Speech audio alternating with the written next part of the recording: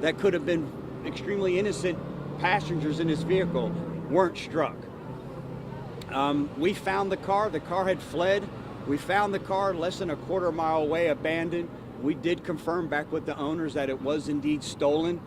Now the real work begins. We'll start pulling different camera footage around those neighborhoods.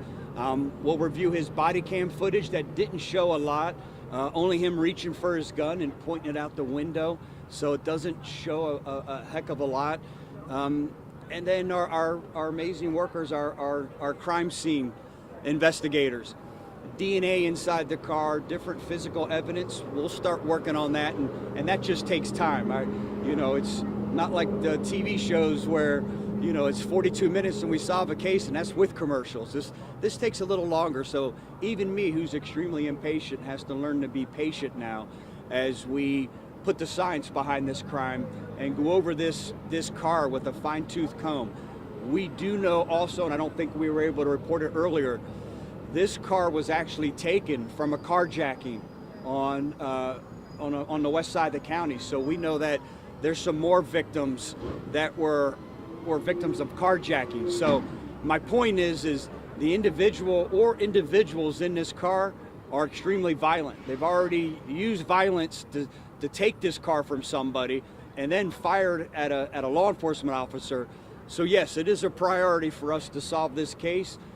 Not only to look out and say, hey, we solved the crime for someone who attacked one of our deputies, but we have another innocent victim, and we want to make sure we do whatever we can to bring justice to this victim.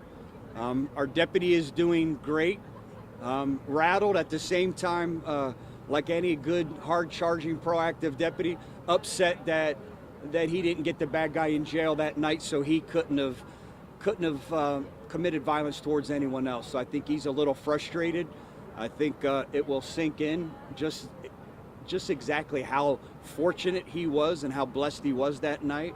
And again, we'll work with him. We'll keep an eye on him, and at the same time, monitor the situation with this physical evidence now to see what we can garnish from that, and hopefully start putting the pieces of the puzzle together and make sure this individual responsible for this violent crime against a deputy and another innocent bystander in our community is brought to justice.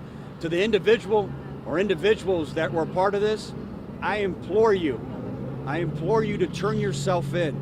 We're gonna find out who you are, and then you're gonna be surrendered on our terms when you can do it on your own terms.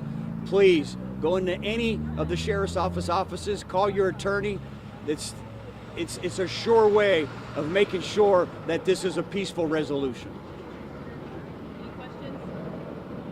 Thank you, Sheriff. Thank you, everyone.